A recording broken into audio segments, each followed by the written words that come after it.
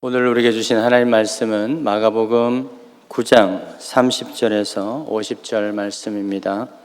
그곳을 떠나 갈릴리 가운데로 지날새 예수께서 아무에게도 알리고자 아니하시니 이는 제자들을 가르치시며 또 인자가 사람들의 손에 넘겨져 죽임을 당하고 죽은 지 3일 만에 살아나리라는 것을 말씀하셨기 때문이더라. 그러나 제자들이 이 말씀을 깨닫지 못하고 묻기도 두려워하더라.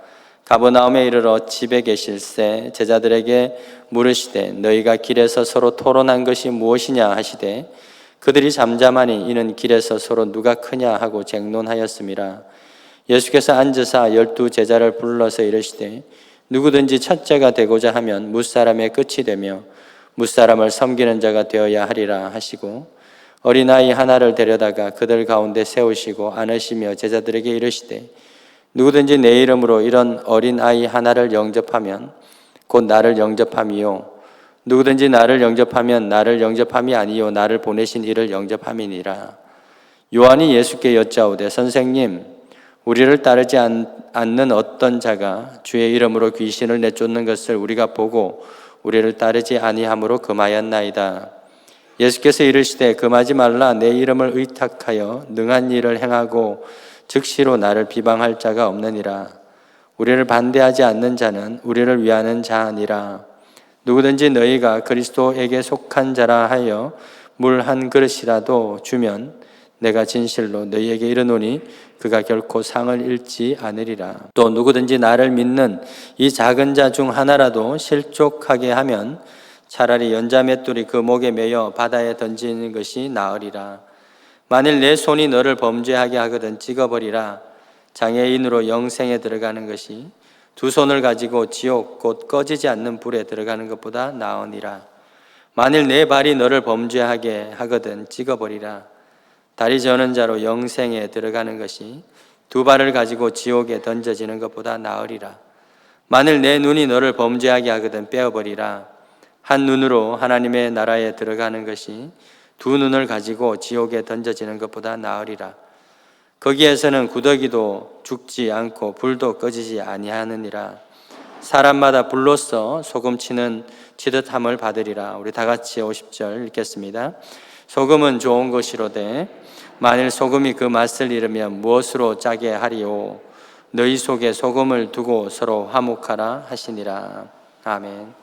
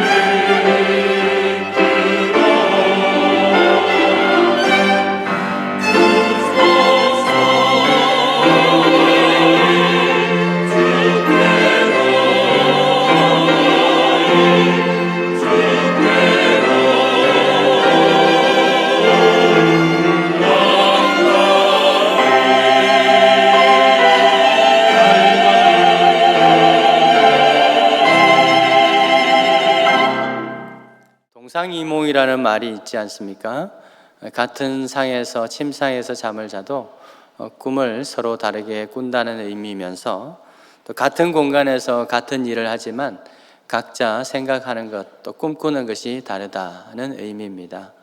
그래서 나중에 결과가 나타났을 때 서로 그 결과를 보면서 어떤 사람은 만족하고 웃는 사람이 있는가 하면 어떤 사람은 이게 뭐냐고, 내가 이러려고 이렇게 고생했냐고 그렇게 말하는 사람들도 있습니다. 예수께서 제자들을 부르실 때 나를 따라오라, 내가 너희로 사람을 낚는 어부가 되게 하겠다라는 말씀을 하시죠.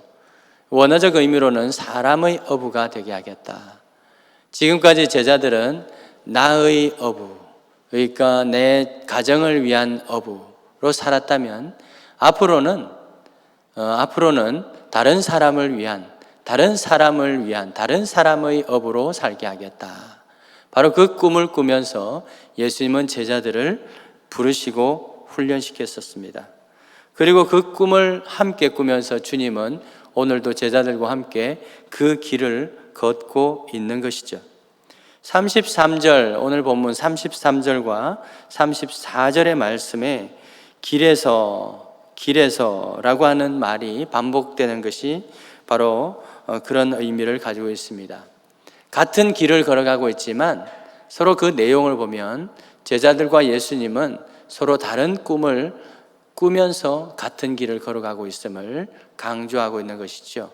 그렇다면 어떻게 서로 달랐을까요? 첫 번째로 주님은 영광스러운 죽음을 향해서 그 길을 걸어가고 있었지만 제자들은 영화롭게 사는 것을 꿈꾸며 주님과 함께 그 길을 걸어가고 있다는 겁니다. 영광스러운 죽음과 영화를 누리는 삶에 서로 다른 꿈을 꾸고 있었던 것이죠. 31절에 보면 예수께서 제자들에게 또 인자가 사람들의 손에 넘겨져 죽임을 당할 것을 말씀하십니다. 오늘 이 말씀은 예수께서 벌써 세 번째로 하신 말씀인데요, 첫 번째 하신 말씀은 좀 간접적으로 또 암시적으로 하신 말씀입니다. 마가복음 2장 20절로 좀 돌아가 보시면 예수님이 이런 말씀을 하죠. 신랑을 빼앗길 날이 곧 올 것인데 그 날에는 금식할 것이다, 금식하라 라고 하는 말씀을 하십니다. 그러니까 신랑을 빼앗길 날이라고 하는 그 좀 완곡한 또 간접적 표현을 써서 주님께서 죽으실 것을 암시하셨습니다. 두 번째 하신 말씀은 바로 앞장에 있는 8장 31절에서 말씀하시는데 이때는 좀 직설적으로 말씀하시죠. 인자가 많은 고난을 받고 장로들과 대제사장들과 서기관들에게 버림받아 죽임을 당하고 사흘 후에 살아나야 될 것이다 하는 말씀을 하십니다. 그리고 이번에 세 번째로 또 동일한 말씀, 내가 죽을 것이다, 죽임을 당하고 사흘 만에 살아날 것을 말씀하신 겁니다. 예수님은 당신이 이 땅에 오신 그 목적, 그리고 그 길을 걸어가는 그 길 끝에서 얻게 되는 그런 목표, 그 목표에 대해서 계속해서 반복해서 제자들에게 암시적으로 또는 직설적으로 말씀해 오셨습니다. 죽음이라고 하는 것은 죄의 싹시죠. 그래서 호랑이를 잡으려면 호랑이 굴에 들어가야 된다는 말이 있지 않습니까? 그런 것처럼 예수님은 당신께서 직접 죽으심으로써 그 죽음의 저주를 해결하시려는 것입니다. 대부분의 사람들은 잘 먹고 잘 사는 것이 인생의 목적이며 또 목표입니다. 그에 비해서 예수님은 잘 죽으실 목적으로 태어나셨고 잘 죽는 것이 인생의 목표였던 것입니다. 예수께서 선택하신 그 죽음에 잘 죽는 방법이 뭡니까? 십자가였습니다. 인생으로 본다면, 육신으로 본다면 그건 정말 잘 죽는 것이 아닙니다. 저주이죠. 구약의 율법에도 나무에 달려 죽는 것은 저주고 하나님의 심판으로 기록하고 있습니다. 그런데 예수님은 베드로전서 2장 24절의 말씀에 보면 친히 나무에 달렸다라고 기록하고 있습니다. 이 친히 나무에 달렸다는 것은 원어적 의미가 뭐냐 하면 이 예수님께서 의도대로, 그냥 목적대로, 그러니까 예수께서 목표하신 것이 있기 때문에 자발적으로 나무에 달렸다, 그런 것입니다. 예수님이 십자가에 달린 것은 의도치 않게 또 뜻하지 않게 일어난 사건이 아니라는 거죠. 예수께서 처음부터 거기를 목표를 두고 지금도 그 길을 가고 있다는 것입니다. 이렇게 하게 된 목적이 뭡니까? 이는 우리로 죄에 대해서 죽고, 저와 여러분들이 죄에 대해서 죽고 의에 대해서 살게 하려고 주님이 그렇게 하셨다는 겁니다. 예수님은 한 알의 밀이 땅에 떨어져서 죽어야 많은 열매를 맺는다고 거듭 말씀하셨습니다. 이처럼 예수님은 생명의 열매를 맺는 그 꿈을 꾸면서 오늘도 십자가의 죽음을 향하여서, 그 목표를 향하여서, 우리 인생을 살리려는 그 목적을 위하여서 오늘도 묵묵히 길을 걸어가고 계신 겁니다. 자, 그런데 제자들은 예수님과 같은 길을 걸어가면서도 무슨 꿈을 꾸고 있었을까요? 영광스러운 죽음을 꿈꾸는 예수님과는 달리 제자들은 영화로운 삶, 영화를 누리는 그 삶을 꿈꾸며 주님과 함께 그 길을 함께 동행하고 있다는 것입니다. 예수를 따라가면 큰 인물이 될 수 있다, 높은 자리에 갈 수 있다, 큰 부자가 될 수 있다, 큰 성공을 얻을 수 있다 라고 하는 것을 꿈꾸고 있는 것입니다.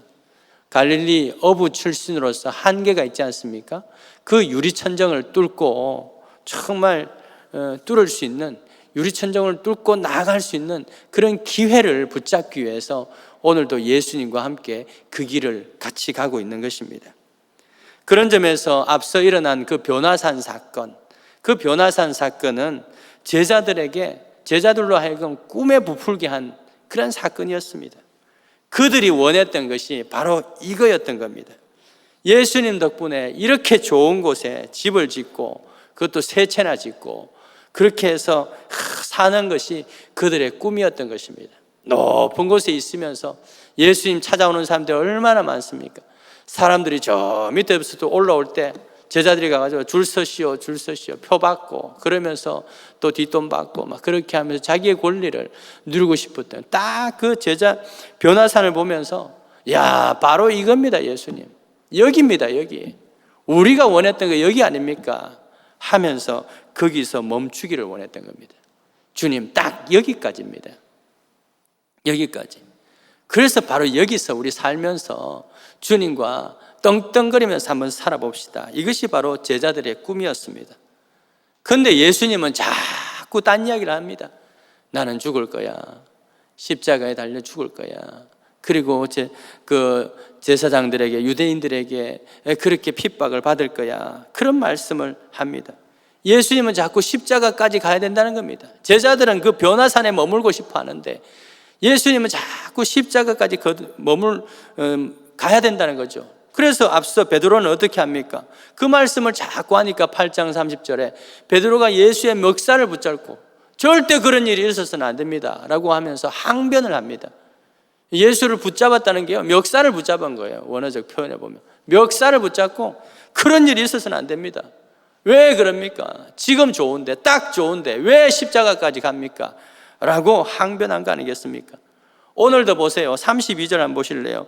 32절 보면 예수께서 인자가 사람들의 손에 넘겨져서 죽임을 당할 것이다 라는 말씀을 하니까요, 제자들이 뭐라 말합니까? 그 말씀이 뭔지 깨닫지도 못하고 묻는 것도 두려워했다, 물어보기도 두려워했다는 겁니다. 여러분 왜 그랬을까? 왜 제자들이 묻는 것이 그 말이 무슨 뜻입니까? 라고 묻는 걸 두려워했을까요? 학교 다닐 때 참 얄미운 아이들이 있었습니다. 수업이 시간이 마칠 때 되면 그냥 선생님이 마치고 주섬주섬 정리하고 가려고 하는데 꼭 손들고 선생님 숙제 없어요 라고 묻는 애들이 있어요.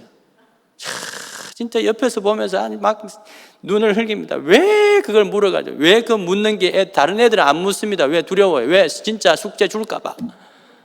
안 묻는데 이런 애들이 꼭 선생님 숙제 없어요 묻습니다. 그러면 선생님이 그래 맞다 숙제해 주죠. 제자들 마음이 딱 그거예요. 예수님이 죽는다고 하니까 그게 무슨 뜻인지 궁금하지만 안 묻는 거예요. 왜? 진짜 죽을까 봐. 죽으면 안 되는데, 십자가 가면 안 되는데 진짜 갈까 봐 묻지도 않는 겁니다. 여러분, 그런 거는 상상도 하기 싫은 거예요. 변화산, 수많은 능력 있고 막 치유하고 사람들이 몰려오고 지금이 좋은 겁니다. 사람들이 와서 굽신거리고 선생님 덕분에 우리도 대우받고 딱 좋은 겁니다. 그래서 여기에 머물고 싶은 겁니다. 그런데 주님은 어디까지? 십자가까지 가야 된다고 말씀하시죠. 여러분은 주님과 어디까지 갈 수 있을까요? 어디까지 가기를 원하십니까? 세상 부귀 영화 누릴 수 있는 변화산까지입니까? 아니면 십자가에 있는 그곳까지입니까? 예수님이 정말 원하시는 그 목표 지점까지 가기를 꿈꾸십니까? 아니면 현재 이 삶에 머물기를 꿈꾸고 계십니까? 아니면 좀 더 높은 곳에 가기를 꿈꾸시냐는 것이죠. 분명한 사실은 우리가 이 땅에서 영화를 누리기 위한 그러한 걸음에는 결코 구원의 열매, 생명의 열매가 없다 하는 것입니다. 내가 크고자 하고 내가 섬김을 받는 것이 꿈이라면 여러분의 가정도 구원할 수 없고 이 세상도 구원할 수 없는 것입니다. 궁극적으로 이런 꿈은요, 자기 자신도 온전히 구원시킬 수 없습니다. 제자들을 보십시오. 예수님과 지금 다른 꿈을 꾸면서 함께 길을 걸어가고 있습니다. 예수님 덕분에 힘 좀 쓰면서 살고 싶은 겁니다. 38절 한번 보시겠습니까? 실제로 힘 씁니다. 요한이 예수께 나옵니다. 이렇게 말하죠. 선생님, 우리를 따르지 않는 어떤 자가 저작권도 안 내고 예수 당신의 이름을 무단 도용해가지고 귀신을 쫓아내고 있습니다. 그래서 내가 가가지고 하지 말라고 금했습니다. 예수님 잘했지요 라고 말하고 있는 겁니다. 이에 예수님 뭐라고 말씀하십니까? 금하지 마라. 왜 그걸 금하냐? 내 이름을 의탁하여 능한 일을 행한 사람이 나를 욕하는 자가 없다. 반대만 하지 않으면 나를 위하는 자다 라고 말씀하십니다. 이처럼 제자들은 매사에 예수님과 다른 꿈을 꾸고 있습니다. 제자들은 기회만 되면 자기 권리, 권세, 그 능력 가지고 그것을 부리려고 합니다.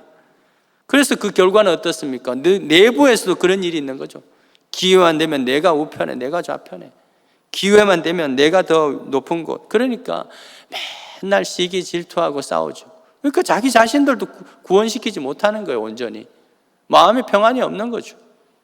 주님 따라가면서도, 같은 길을 가면서도 알력이 있고 막 시기가 있고 싸움이 있고 늘 저 사람이 나보다 주님보다 더 친하나 뭐 이런 것 때문에 막 긴장하고, 이게 예수 따라가는 그 제자들의 모습인 겁니다.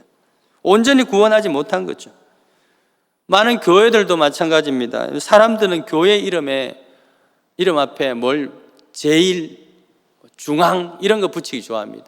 문제는 사람의 꿈과 주님이 꿈꾸는 교회의 모습이 다르다는 거죠.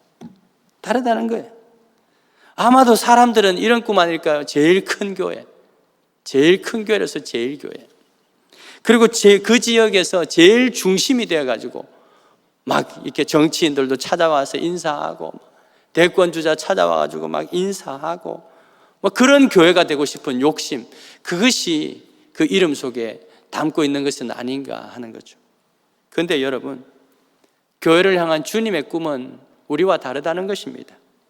주님은 그 교회가 그 지역에서 제일 잘 섬기고 그리고 선한 영향력에 어떤 그런 일을 하는데 중심이 되고 중앙이 되는 그런 교회가 되기를 원하시는 거죠. 바로 그 이름에 주님이 담고 있는 그 주님의 꿈이 바로 그것입니다. 사람들은 그렇지 않다는 겁니다. 여러분, 주님을 따르는 길은 죽음으로 나아가는 길, 십자가까지 나아가는 길입니다. 예수님은 자기 십자가를 지고 나를 따르지 않는 자는 나에게 합당치 않다라고 말씀하십니다.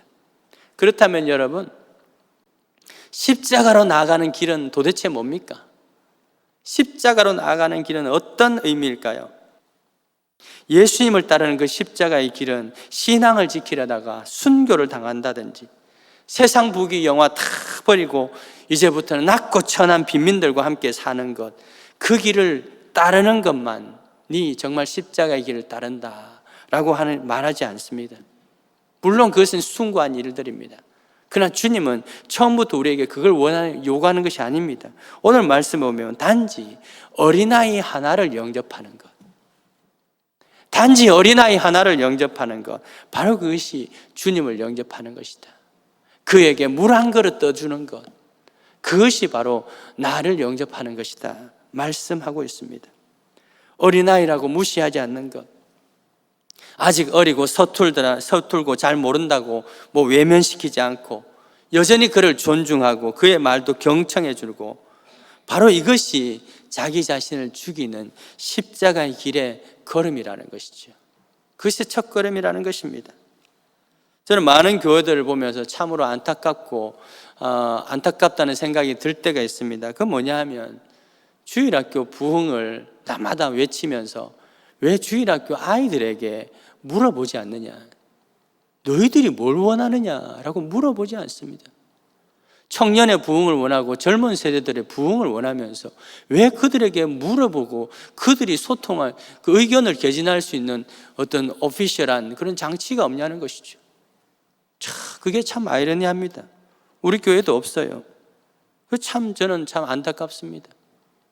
아예 당회에다가 정기적으로 그 사람들을 불러보면 어떨까 이런 생각도 있습니다만은, 여러분 그렇게 해서요 교회들마다 어린아이들을 위한다면서 어른들끼리 계획하고 어른들끼리 회의하고, 그러다가 의견 안 맞아서 얼굴 붉히고 실족시키고 이런 일들이 발생하지 않습니까? 예수님은 이렇게 서로를 실족시키면요 차라리 연자맷돌을 메고 바다에 빠져 죽는 게 낫다고 그렇게 말씀하고 있습니다. 사랑하는 여러분, 주님과 함께 걸어가는 그 십자가의 길, 너무 어렵고 거창하게 생각하지 마세요. 그냥요 작은 자에게 냉수 한 그릇 떠주는 거예요. 이 당시 냉수 떠주는 게 쉬운 일은 아닙니다. 냉수가 없었기 때문에. 그러나 그런 노력, 그렇다고 어려운 것도 아니에요. 내려가서 또 오면 돼요. 그것부터 시작하는 것입니다. 예수께서 성인으로 어느 날 갑자기 툭 나타나지 아니하고 태아로부터 시작해서 인생의 모든 발달 과정을 다 겪으신 이유가 뭘까요?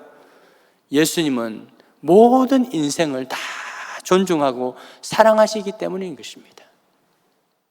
그런데 왜 우리는 올챙이 시절 모르고 좀 컸다고, 내 좀 안다고 모를 때 그 모르는 사람들, 어린 사람들을 무시하고 가냐 하는 것이죠. 여러분, 십자가로 나가는 길은 나와 생각이 다른 사람을 더 존중하고 어린아이와 젊은이들을 이해하기 위해서 나 자신을 죽이는 것, 거기서부터 시작된다는 것을 우리는 기억해야 할 것입니다. 이런 성도가 많은 교회가 주님의 눈에는 어떤 교회? 제일 좋은 교회고 주님의 마음에 제일 중앙에 있는 그런 교회인 줄 믿으시기 바랍니다. 여러분, 두 번째로 주님과 제자들의 다른 꿈, 그것은 무엇일까요? 주님은 우리가 소금이 되기를 꿈꾸시는데 제자들은 그냥 금이 되기를 꿈꾸고 있다는 것입니다. 50절을 보십시다. 50절 다시 한번 읽어볼까요? 50절 시작. 소금은 좋은 것이로되 만일 소금이 그 맛을 잃으면 무엇으로 짜게 하리요? 너희 속에 소금을 두고 서로 화목하라. 원래 소금은 좋은 겁니다.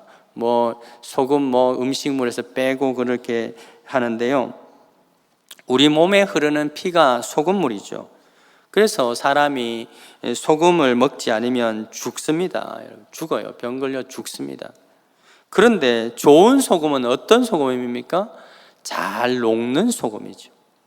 흔적도 없이 사라지는 것이 바로 좋은 소금입니다. 그래야 음식의 맛도 낼 수 있고 피가 될 수도 있고 또 부패도 방지할 수 있는 것입니다.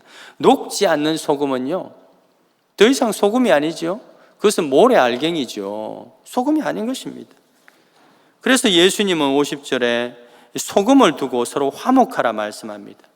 소금 언약이라고 있죠. 민수기서 18장 19절에 보면 소금은 언약에 있어서 불변성, 변하지 않는 그 언약을 말할 때 이 소금이라고 하는 그 소재를 또 비유적으로 말씀하고 있습니다.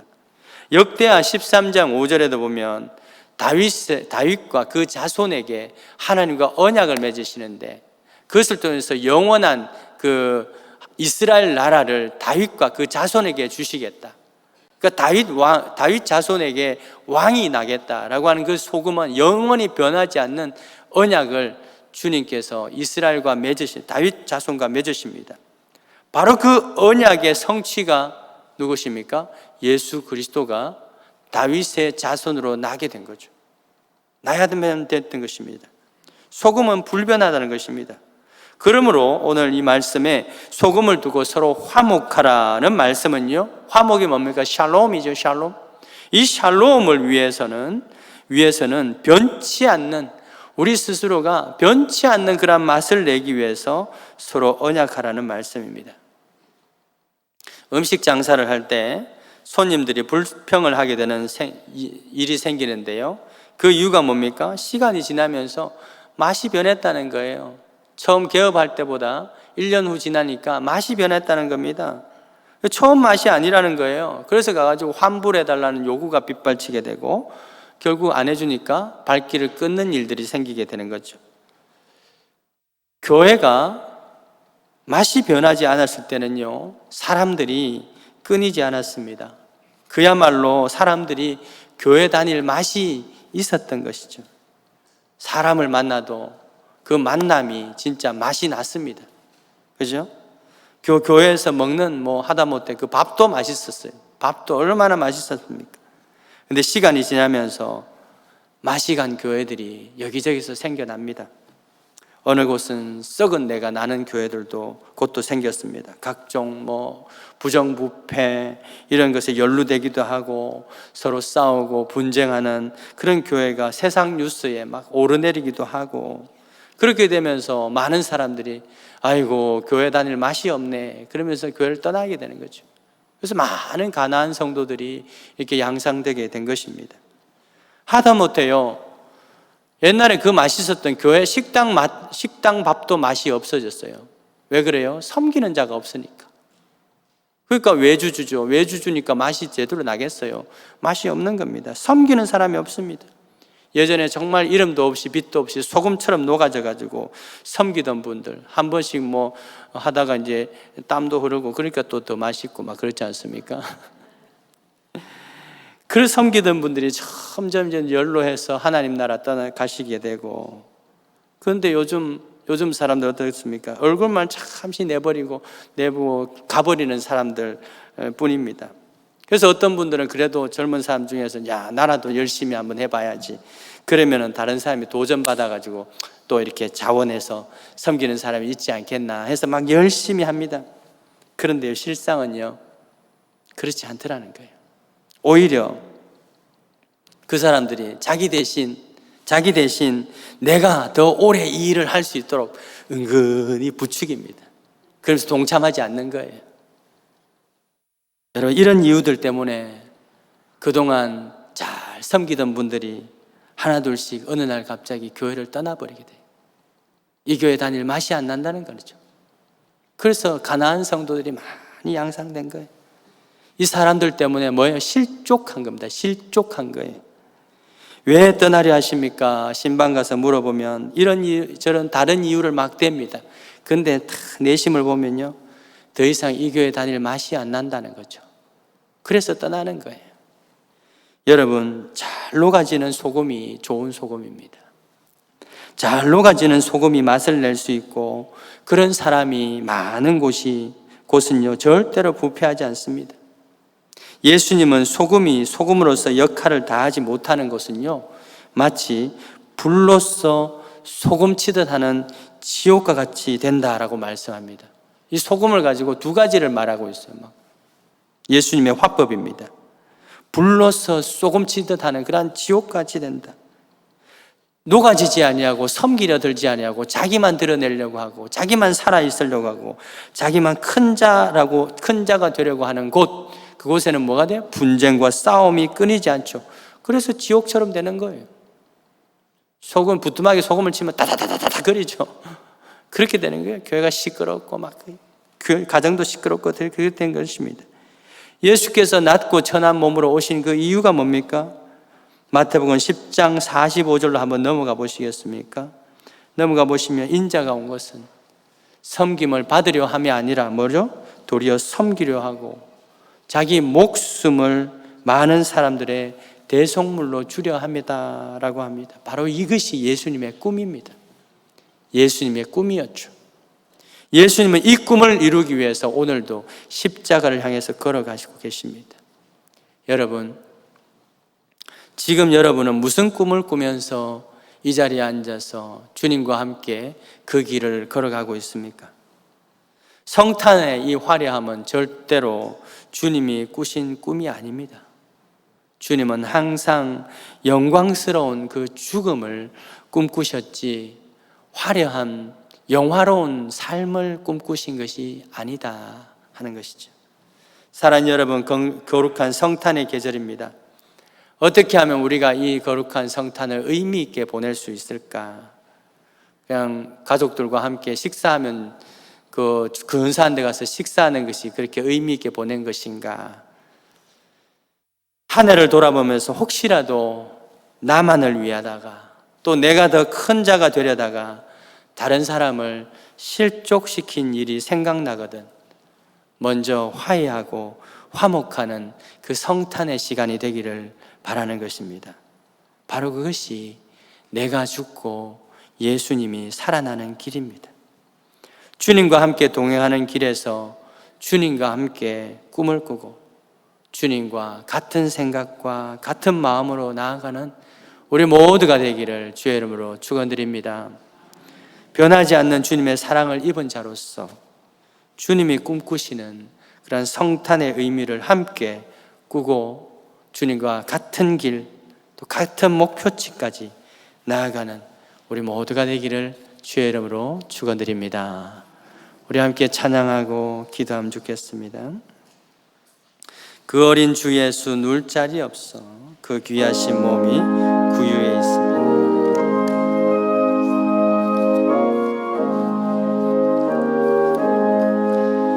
그 어린 주 예수 누울 자리 없어 그 귀하신 몸이 구유에 있네. 저 하늘 별들이 반짝이는데 그 어린 주 예수 골 위에 3절 주 예수 내 곁에 가까이 계셔 그 한없는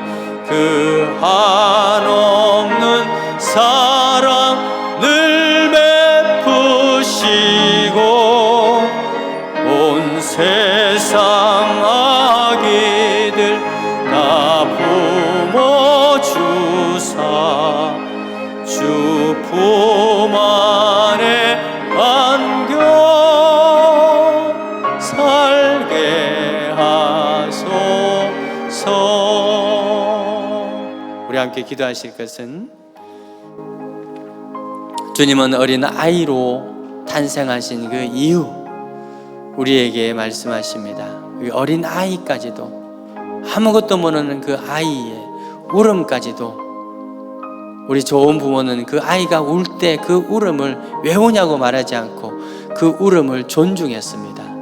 그래서 뭐 필요한 것이 없는지 아이가 원하는 것이 없는지를 또 보살펴 주었던 그 존중의 마음이 있었기에 아이들이 평안하게 자라게 되었죠. 그런데 시간이 지나면서 그 첫 의미를, 그 사랑을 잃어버리고 요구하기를 시작합니다. 우리가 처음 교회 안에서 첫 성도가 왔을 때 모든 것을 받아주었습니다. 다 용납했습니다. 그런데 시간이 지나면서 내 용납하는 것보다는 그 사람을 보단 낮아지고 내가 죽기보다는 그 그 사람 위에서 내가 군림하려고 했던 우리의 죄의 모습을 보게 됩니다. 우리 함께 기도하십시다. 이 성탄의 계절에 더 주님 앞에 주님의 십자가 앞으로 나아가는 우리의 신앙이 되게 하시고, 내가 죽고 저 사람이 살아나고, 내가 죽고 가정이 살고, 우리가 죽어서 이 세상이 살아나고, 내가 죽어서 영원히 살아나는 그러한 십자가의 길을 같이 걸어가게 해주시고, 주님과 같은 꿈을 꾸는 우리 모두가 되게 해달라고 우리 다 같이 한 목소리로 간절히 기도하십시다.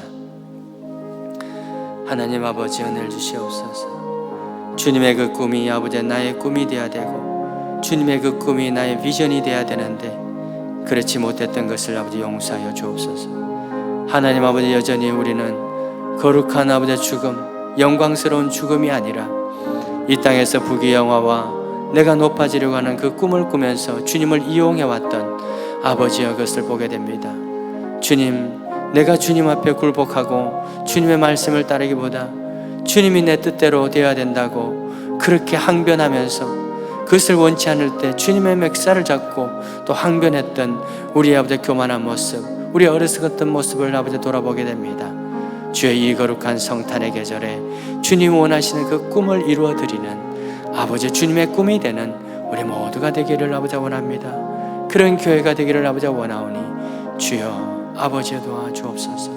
하나님 주의 마음으로 충만케 하여 주옵소서. 하나님 아버지여, 주님이 원하시는 것은 것과 내가 원했던 것이 달랐음을 주여 깨닫게 하시니 감사합니다. 주의 거룩한 성탄에 내가 죽고 주님이 살아날 때 아버지여 그 영혼을 구원할 수 있으며 또 무엇보다도 나 자신을 온전한 구원에 이르게 하며 또 이 세상을 구원하게 되는 줄 믿습니다. 하나님 아버지, 불편하고 어려운 상황 가운데서도 정말 주의 말씀을 또한 사모하며 주의 말씀을 실행하는 또 실천하는 우리의 모습들이 우리 교회가 되기를 소망하며, 그리하여서 주님의 마음에 제일 좋은 교회, 주의 마음의 그 중앙에 위치하는 그런 우리 신용산 교회 모든 교우들과 가정 되게 하여 주옵소서. 우리를 통해서 세상이 구원되고 우리를 통해서 영혼이 구원되는, 회복되는 그러한 복의 통로가 되기를 소망합니다. 주님 앞에 그렇게 통로가 되기 위하여 드린 손길들 위해 채우시는 은혜가 있기를 원하며, 하나님의 회복과 부으심의 그 은혜가 더욱더 충만케 되기를 소망하며 모든 말씀 예수 그리스도의 이름으로 기도드립니다. 아멘.